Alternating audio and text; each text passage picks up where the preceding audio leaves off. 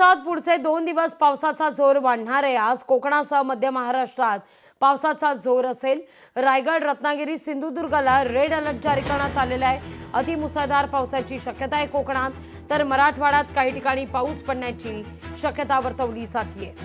तिथं मुंबईतही समुद्राला मोठी भरती येणार आहे। भरती दरम्यान समुद्र किनारी जाणं टाळावं असं आवाहन आता करण्यात येत आहे। मुंबईला सलग 4 दिवस समुद्राला मोठी भरती आहे, तर मुंबईत ऑरेंज अलर्ट जारी करण्यात आलेला आहे।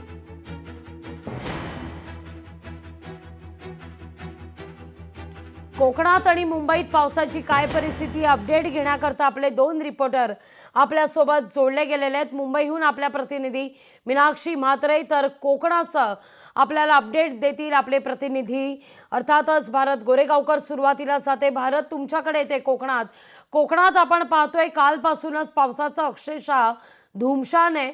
आज तर कोकणात रेड अलर्ट जारी करण्यात येतोय। अतिमुसळधार पावसाचा इशारा कोकणवासियांना आहे। लागवीजी, कोकणामध्ये काल सकाळपासूनच दिवसभर पावसाने चांगलाच जोर धरला होता। रायगड असेल, रत्नागिरी, सिंधुदुर्ग या तिन्ही जिल्ह्यामध्ये विशेषतः कोकण समुद्र किनारपट्टीवरती मुसळधार पाऊस सुरू होता। हवामान विभागाने जो अंदाज वर्तवला होता त्यानुसार काल काही भागामध्ये 3 ते 4 तासांची अतिवृष्टी झाली होती। एकूणच काल संततधार पावसाची जरी सुरू होती तरी पूर परिस्थिती किंवा पूर सदृश्य परिस्थिती निर्माण झाली नव्हती, कारण मधल्या 4 दिवसांमध्ये पावसाने जी उघडीप घेतली होती त्यामुळे नदी पाण्याच्या पातळीमध्ये घट झाली होती। आता मात्र जर आपण परिस्थिती पाहिली कालच्या पावसामुळे, तर नदी पात्राच्या पाण्याच्या प्रवाहामध्ये पुन्हा एकदा वाढ झालेली आहे। पुढील 2 दिवस अतिवृष्टीचा इशारा देण्यात आलेला आहे। आज तर रेड अलर्ट कोकणाला देण्यात आलेला आहे। त्यानुसार रायगड, रत्नागिरी आणि सिंधुदुर्ग तिन्ही जिल्ह्यातलं जिल्हा प्रशासन हे सतर्क झालेलं आहे। त्यांनी नागरिकांना सतर्क राहण्याचं आवाहन केलं आहे।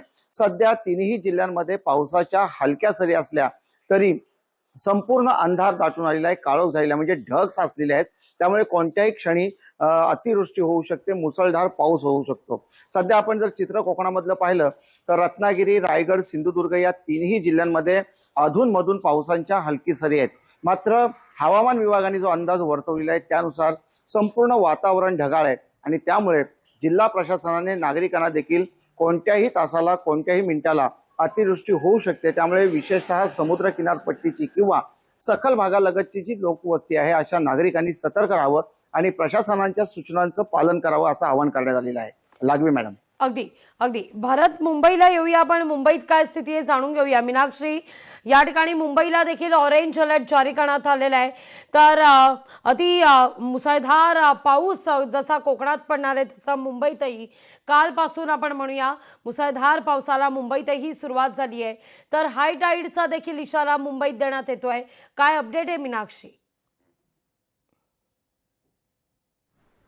निश्चितच लागवी, आजपासून सलग 4 दिवस समुद्राला मोठी भरती असणार आहे। म्हणजे 24 जुलै ते 27 जुलै या 4 दिवसांमध्ये समुद्राला जवळपास 4.5हून अधिक उंच लाटा ज्या आहेत त्या उसळणार आहेत। आपण पाहतोय सध्याची जर दृश्य पाहिली तर मुंबईमध्ये सध्या ढगाळ वातावरण आहे, पण यासोबतच मुंबईमध्ये अधूनमधून हलका ते मध्यम स्वरूपाचा पाऊस जो आहे तो पडत आहे। काल रात्री देखील पाऊस झालेला आहे आणि आज सकाळी पहाटे देखील मुंबईत पाऊस झालेला आहे। पण मात्र पुढील 4 दिवस जे आहेत ते अलर्ट आहेत आणि त्यामुळेच जे नागरिक आहेत मात्र जे समुद्रकिनारी जातात त्यांना मात्र समुद्रकिनारी जाऊ नये, तसंच याच अनुषंगाने प्रशासनाकडून वेळोवेळी देण्यात येणाऱ्या सूचनांचं जे आहे ते पालन करावं असं आव्हान जे आहे ते महापालिकेने केलेलं आहे। त्यामुळे आज जर आपण पाहिलं तर जवळपास सकाळी 11:30 आणि 12च्या दरम्यान जी आहे ती जवळपास 4.57 उंचीच्या लाटा ज्या आहेत समुद्रामध्ये उसळणार आहे आणि सर्वात मोठी भरती जर आपण पाहिली तर 26 जुलैला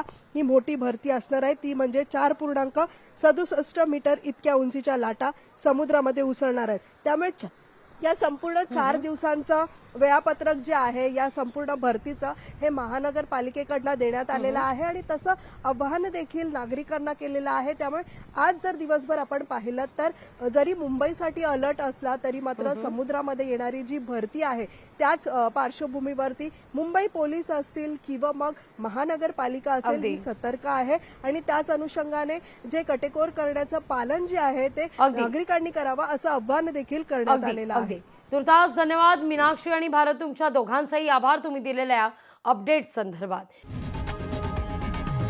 लोकशाही मराठी ऐका, पहा, जागरूक रहा.